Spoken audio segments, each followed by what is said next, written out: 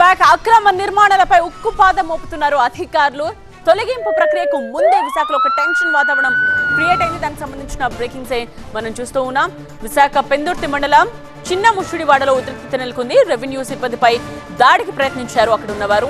అక్రమ నిర్మాణాలను పరిశీలించేందుకు వెళ్లిన రెవెన్యూ సిబ్బందితో స్థానికులు వాగ్వాదానికి దిగిన తీరిది.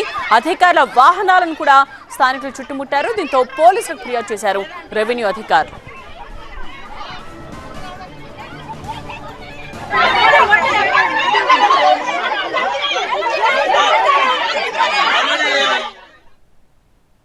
చిన్నముషిడివాడ గ్రామంలోని సర్వే నెంబర్ 185 ప్రభుత్వ భూమిలో అక్రమంగా కట్టడం నిర్మిస్తున్నారని ఫోన్ రావడంతో వెంటనే అక్కడి నుంచి విఆర్ఓని విఆర్ఏని తీసుకొని నేను ఆ సంఘటన స్థలాన్ని చేరుకోవడం జరిగింది. ఆ సంఘటన స్థలంలో అప్పటికే తాపీ మేస్త్రులు పని వాళ్ళు ఇల్లు కడుతున్న దృశ్యాన్ని చూసి వాళ్ళందరినీ కూడా అక్కడ నుంచి పంపించేసి విఆర్ఓ విఆర్ఏ లోపలికి వెళ్ళి ఇటుకల్ని బయటకు నెట్టడంతో ఇటుకలు కింద పడడం, చుట్టుపక్కల చిన్నపిల్లలు ఉన్నారు, వాళ్ళ మీద పడుతున్నాయి, వాళ్ళకి ఏమైనా దెబ్బలు తగులుతున్నాయని దాని భయంతో అపోహపడి ఆడవాళ్ళు మగవాళ్ళు అక్కడికి వచ్చి అల్లరి చేయడంతో విఆర్ఓ విఆర్ఏల్ని అడ్డుకున్నారనే ఉద్దేశంతో నేను వెంటనే కారు దిగి వెళ్ళి వాళ్ళని నచ్చజెప్పడం జరిగింది. ఆ సందర్భం వాళ్ళు ఎవరు వినలేదు. చాలా అగ్రెసివ్గా ఆగ్రహంగా అందరి మీద అల్లరి చేయడంతో నేను తిరిగి మళ్ళీ కారులో కూర్చున్నాను.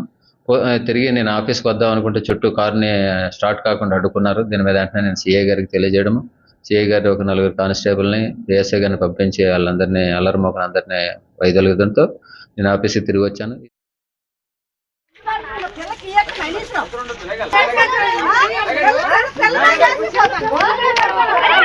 Thank you.